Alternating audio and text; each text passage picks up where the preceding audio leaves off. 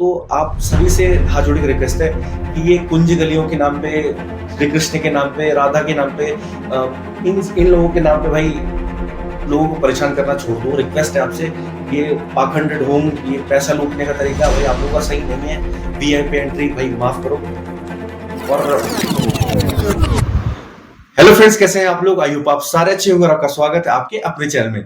देखिए दोस्तों, last time मैंने आपसे बात किया था कैची धाम के बारे में, जिसमें कि मैंने आपको बताया था कि वहां पर एक इंसान अगर जाता है तो वहां के लोग उसे किस प्रकार से लूटते हैं, किस प्रकार से हैरेस करते हैं और किस प्रकार से उसे ऐसा फील करवा देते हैं कि भाई वो उस पावन धाम आके भी गलती कर रहा है। मतलब वो किसी और माइंडसेट से जाता है, लेकिन वहां पर इतनी सारी प्रॉब्लम्स उसको होती हैं कि वो पहले प्रॉब्लम्स में ही अपना पूरा दिमाग खपत कर लेता है। वो दर्शन छोड़ो, बाकी सारी चीजें तो वो एक्सपीरियंस कर ही नहीं पाता। और यही मेरा पर्सनल एक्सपीरियंस था और लास्ट वीडियो में मैंने आपसे ये सारे एक्सपीरियंस शेयर किए थे और उस पे आप लोगों ने मुझे बहुत अच्छा प्यार दिया है। बहुत सारे लोगों ने अपना एक्सपीरियंस भी शेयर किया है, जिसका लिंक मैं डिस्क्रिप्शन बॉक्स में दे दूंगा। अगर आपने वो वीडियो नहीं देखा तो वो वीडियो जाके देख सकते हैं। मेरा कहना दोस्तों ये है कि भक्त होना बहुत अच्छी बात है। सबको पूजा पाठ करनी चाहिए, सबको धर्म करना चाहिए, अच्छे कर्म करने चाहिए। लेकिन अंधभक्त होना कहीं से भी लॉजिकल नहीं है कि आप अंधभक्त में किसी को बोलो कि भाई आप छत से कूद जाओ तो भगवान मिल जाएंगे, या फिर आप बोलो कि भीड़ में फंसे रहो, मर जाओ तो आपको भगवान मिलेंगे। तो ये अंधभक्ति है और ऐसे अंधभक्त किसी काम के नहीं होते और ऐसी भक्ति भी किसी काम की नहीं होती। तो यही सारी चीजें जो मैंने खुद एक्सपीरियंस किया था। और उसके बाद मैं आपको अपना पर्सनल फीलिंग बताऊं तो मैं कैची धाम के बारे में जब सोचता हूँ कि मुझे जाना है तो मुझे जाने का मन करता है, लेकिन वहां पे जो कंडीशंस मैंने दोनों बार फेस किया है वो देख के मुझे ऐसा लगता है कि भाई दूर से ही हाथ जोड़ो, नमस्ते है। और इस वीडियो में मैं आपसे बात करने वाला हूँ एक ऐसे ही जगह का जो सच में बहुत प्यार है मेरा। मतलब बहुत टाइम से मन भी कर रहा है कि जाने का, लेकिन जो मेरे पुराने एक्सपीरियंसेस है, मतलब मैं 3-4 बार वहां पे ऑलरेडी जा चुका हूँ। और उसके बाद जब मैं सोचता हूँ जाने का तो मुझे ऐसा फील होता है कि यार वहां पे इतना ज्यादा लोग लूटने वाले हैं, इतने ज्यादा लोग आपके उस मन को, जिस मन से आप दर्शन के लिए जाते हैं वो मन खराब कर देते हैं। तो ऐसी जगह जाके आप क्या करोगे? मतलब मन करता है, लेकिन कुछ चीजें होती हैं। बहुत सारे लोग, मुझे मेरे दोस्त भी ये बोलते हैं कि भाई वो तो कॉमन चीज है, वो तो होगा ही, लेकिन जाना चाहिए, बाकी सारी चीजें। लेकिन आप सोचो कि आप एक जगह के लिए प्रिपेयर कर रहे हो और आपके साथ उस जगह का बहुत पहले से ही एक्सपीरियंस बहुत ज्यादा खराब है, तो आपका मन नहीं करता जाने का। तो मैं आपसे बात करने वाला इस वीडियो में मथुरा वृंदावन का, कि किस प्रकार वहां से अगर आप जाते हैं तो आपको वीआईपी दर्शन के नाम पे, प्रसाद के नाम पे और बाकी सारी चीजें, मंदिर के अंदर जो पुजारी होते हैं वो आपसे पैसे छीनते हैं, लिटरली छीनते हैं। और बहुत सारी चीजें ऐसी होंगी जो मैं आपको इस वीडियो में आगे बताने वाला हूं। तो चलते हैं आगे और बात करते हैं मथुरा वृंदावन कॉरिडोर के बारे में, और साथ ही साथ इसके बनने में क्या बेनिफिट है और इसके नुकसान क्या क्या हो सकते हैं, उसके बारे में हम लोग साथ में बात करेंगे।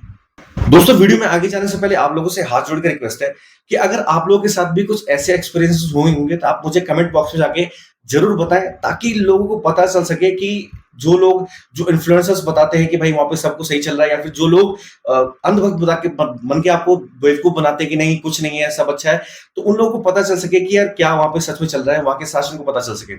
तो फिलहाल शुरू करते हैं वीडियो। और देखिए दोस्तों, जब भी हम लोग प्लान करते हैं मथुरा वृंदावन जाने का तो हम लोग बांके बिहारी मंदिर जरूर जाते हैं, क्योंकि उस मंदिर को बहुत ज्यादा अच्छा माना जाता है। मतलब ये माना जाता है कि वहां पे कृष्ण स्वयं वास करते हैं।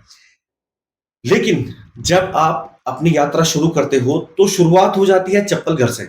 चप्पल घर निःशुल्क होता है, लेकिन वहां पर आपसे पैसे लिए जाते हैं। उसके बाद आप थोड़ा सा आगे बढ़ते हो तो गलियां इतनी पतली हो जाती हैं कि आपको जाम में फंसना ही है। अगर आप हार्ट पेशेंट हो तो भाई आप तो भूल ही जाओ, और अगर गलती से आप घुस भी गए तो आपको लगेगा कि भाई बस यहाँ से भीड़ से निकल जाओ, दर्शन तो बात की बात है। ये मैं अपना पर्सनल एक्सपीरियंस बता रहा हूँ। उसके बाद आप मेन रोड, मेन गली से जाते हो, पतली वाली गली है जहां पर बांके बिहारी मंदिर का गली है।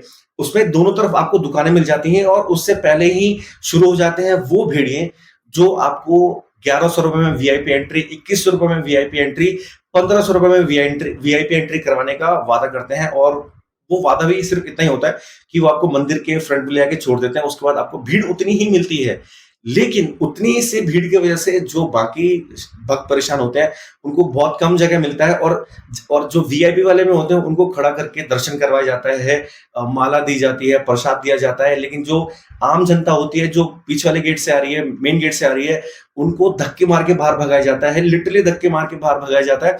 और नहीं भागते तो भीड़ इतनी ज्यादा होती है कि वहां पे वो दर्शन हो ही नहीं पाते। और वीआईपी वाले जो प्रसाद-वरसाद चढ़ाते हैं भाई, तो उसके लिए जो वहाँ पे पुजारी बैठे होते हैं, फटाक से पर्दा लगा देते हैं, फटाक से पर्दा हटा देते हैं, तो पीछे वाले जो देखना चाह रहे होंगे, उनका प्रॉपर दर्शन नहीं हो पाता और इसी तरीके से आपका बेवकूफ़ बनाकर वहाँ से निकाल दिया जाता है। अब उस यहाँ से निकलने के बाद लोग जाते हैं निधिवन और बाकी सारी मंदिरें जाते हैं और निधिवन की अगर मैं बात करूँ तो वहाँ पर पहले से ही आपके पीछे गाइड ऐसे पड़ जाते हैं कि नहीं भाई मैं आपको ये करवा दूँगा, वो बताऊँगा, फलाना-ढिमकाना जो भी 10 चीज़ें होती हैं और वो जाने के बाद आपके साथ क्या व्यवहार करते हैं ये सबको ही पता है और बाकी वहाँ भी वो फटाफट मतलब जल्दी-जल्दी वाला सिस्टम करो, मेरा दूसरा क्लाइंट भी खड़ा है। और ऐसे ही अगर आप बाकी मंदिरों में जाते हो तो आपको कहीं भी ऐसा अनुभव नहीं होने वाला, सिवाय 1-2 मंदिर के। मैं ये नहीं कहता कि वहाँ पे सारे मंदिर ही ऐसे हैं, लेकिन जिन मंदिरों के लिए लोग ज़्यादातर वहाँ जाते हैं, उन सभी में यही हाल है कि आपका वीआईपी एंट्री, भीड़-भड़ाका आस-पास के जो दुकान वाले होंगे वो, "अरे भाई प्रसाद कम बाँटते हैं, वीआईपी एंट्री ज़्यादा बाँटते हैं।" तो ये सारी चीज़ें हैं, अगर आप बाहर सामान भी खरीदोगे और सबसे ज़्यादा मतलब यहाँ पर मज़ाक ना रखना, वो जो खाने वाले होते हैं ना, उन लोगों ने मतलब उनका तो ख़ैर अलग ही चीज़ है। तो फ़िलहाल देखिए बुराई करने में बहुत सारी चीज़ें होती हैं और इस वीडियो में अगर मैं बुराई करने बैठूँगा, तो भाई मेरे जो एक्सपीरियंसेस हैं वो बहुत वैसे वाले हैं। तो नहीं करते बात इसके बारे में, बात करते हैं हम लोग कॉरिडोर के बारे में कि जो यहाँ पर कॉरिडोर बन रहा है, उसको लेके जो गोस्वामी लोग हैं या फिर जो जिन्होंने धूम मचा रखा है कि ब्रिज की गलियाँ मथुरा की गलियाँ, पता नहीं कौन-सी गलियाँ हैं।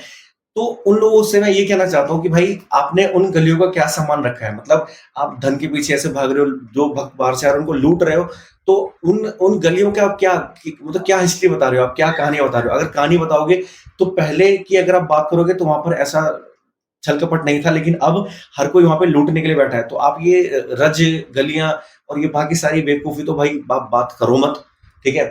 और दूसरी बात ये रही कि कॉरिडोर बनने से इन लोगों को ये समस्या है कि इनका जो वीआईपी एंट्री वाला सिस्टम है वो खत्म हो जाएगा।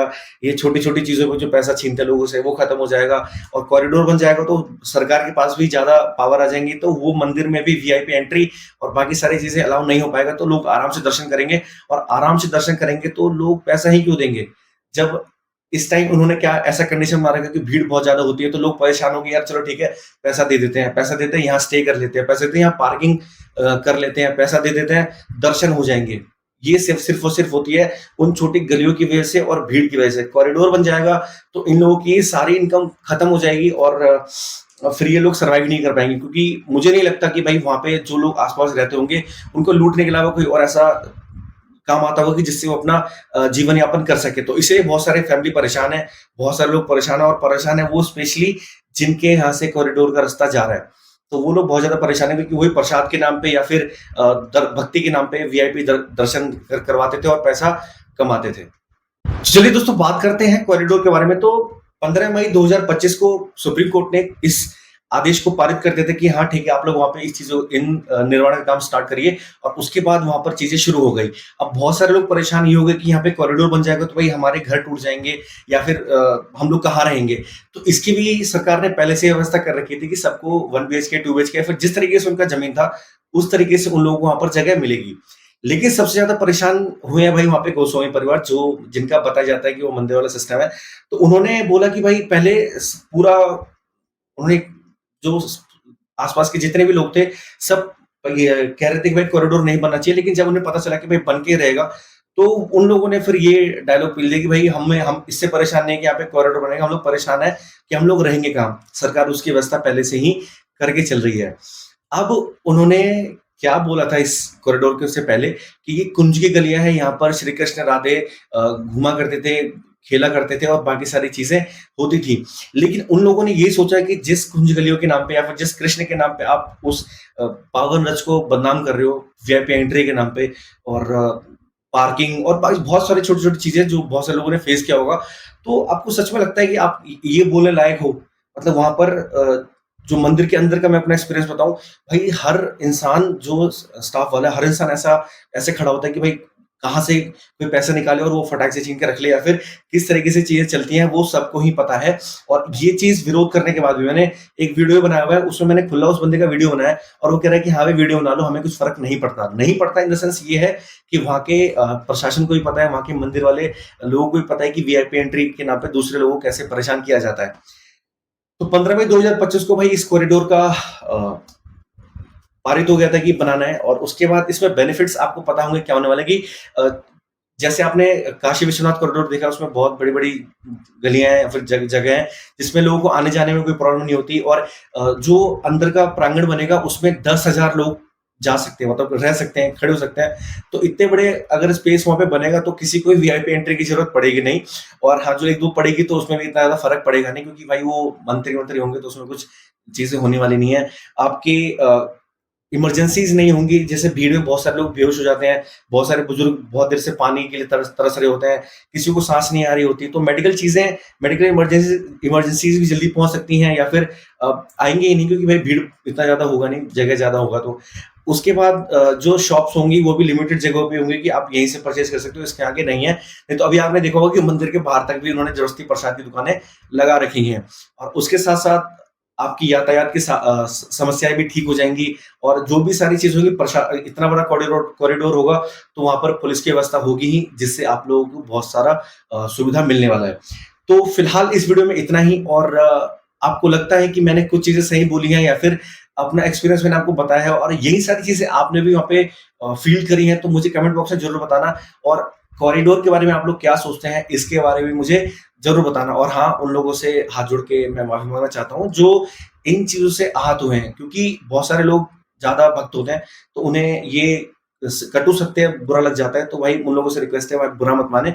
ये मेरा पर्सनल एक्सपीरियंस है और अगर लोग अपना एक्सपीरियंस शेयर करने लग जाएँगे, तो कमेंट में वो ज़रूर कमेंट करेंगे और आप वहाँ पे कमेंट जाके पढ़ सकते हैं। तो आप सभी से हाथ जोड़ के रिक्वेस्ट है कि ये कुंज गलियों के नाम पे, श्री कृष्ण के नाम पे, राधा के नाम पे इन इन लोगों के नाम पे भाई लोगों को परेशान करना छोड़ दो। रिक्वेस्ट है आपसे, ये पाखंड ढोंग, ये पैसा लूटने का तरीका भाई आप लोगों का सही नहीं है।